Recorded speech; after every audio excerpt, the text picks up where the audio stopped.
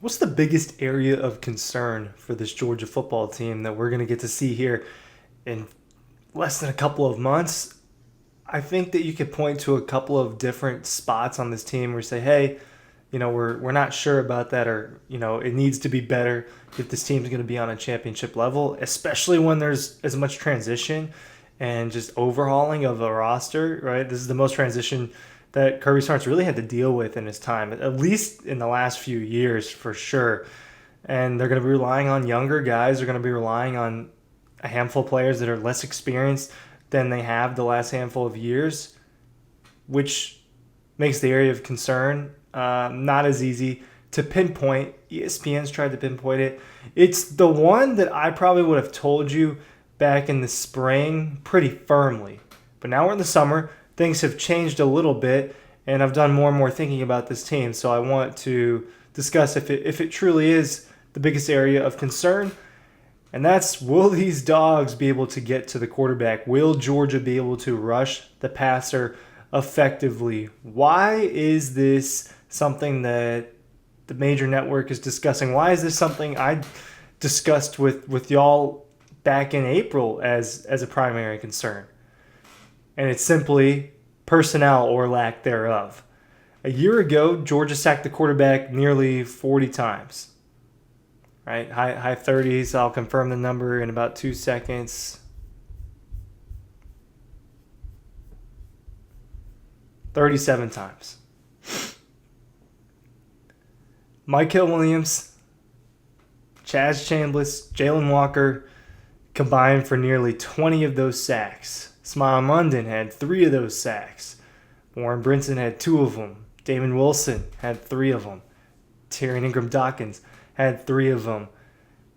They've got to replace so much. And very specifically, Michael Williams, first-round pick. Jalen Walker, first-round pick. Chaz Chambliss, sack leader and longtime pass rusher for Georgia. They've got to replace that core of edge rushers, and 2 of them being bona fide NFL starters, right? Which is what you're going to see in a couple months with Jalen Walker and Michael Williams. It's very difficult. And part of the problem was Damon Wilson unexpectedly entering the transfer portal, leaving for Missouri, a guy who you thought definitely was going to fill part of that hole and be potentially Georgia's primary edge rusher. Well, that just ended up not happening. And while there is definitely room for excitement about the younger players that are replacing some of these guys and just the new talent that you'll see for Georgia in the starting lineup, there's a lot of excitement about what Christian Miller and Jordan Hall will be on the interior defensive line. Many believe they'll actually be an upgrade over Warren Brinson and Nazir Stackhouse, guys that contributed to the team for the last few years. Raylan Wilson, CJ Allen looks like a great duo at linebacker. You don't worry about Smallman as much. But there's not as much confidence in replacing Jalen Walker and Chaz Chambliss. They went to the portal to do so. Is this truly Georgia's biggest area of concern? I'll go with I'll talk about the ones that you can also be concerned about after this. Ryan Curley from Dawg Post. Make sure you're going to dogpost.com, checking out all of what's going on over at the website. SEC Media Days start in just a few days. We're going to get to hear from Kirby and Gunnar Stockton, Dalen Everett, CJ Allen. We're going to get to hear from them on the big stage on Tuesday. Get to hear from all of the SEC throughout the week. And it's exciting because it means the season really is inching closer and closer. And we don't have to wait that much longer to watch college football. And look, I cannot wait for that first week. I can't wait for week 1, all of the really great games that are going to be happening. Right, the Georgia game is the least of my excitement, right? Just with all of what's going to happen. But I am excited to get back into Sanford Stadium. Are you excited to get back into Sanford Stadium and watch this pass rush? Because some people think it's the biggest area of concern, like ESPN. I think that others would tell you that it's quarterback. When you go through, look at the verbiage, look at what all of the expert predictions were, especially a couple of months ago, like the way too early top 25s. Spring practice is over, way too early projections, this and that. Joel Klatt, Paul Fine, just everybody, all these big talking heads, analysts, all of that. Gunnar Stockton is part of their concern. They believe that the quarterback position is what Georgia should be concerned about. That was not my number one answer in the spring. And I do understand why the pass rush would still potentially be the position group for Georgia where you say, hey, I don't know if that's where it needs to be. And what do I say pretty much once a video? The standard at Georgia is competing for a national championship, winning a national championship. So the standard that we are going to hold it against is that. Is this good enough for that? It's as simple as that statement right there. So Georgia evaluated all of its issues during the spring, and then they went and they hit the transfer portal. The pass rush is one of them. I think that the run game was something that they were concerned about. And I don't think they're that concerned about Gunnar Stockton. I think there's a lot of faith in Gunnar Stockton. With the pass rush, because of injuries, they were relying on Quintavious Johnson and Chris Jones. Guys who have barely played. Guys who are coming off of their true freshman seasons. And players that just don't have a lot of snaps or production at all, right? And they didn't even get featured in all the games. And in Chris Jones' case, I don't think he was in there at all.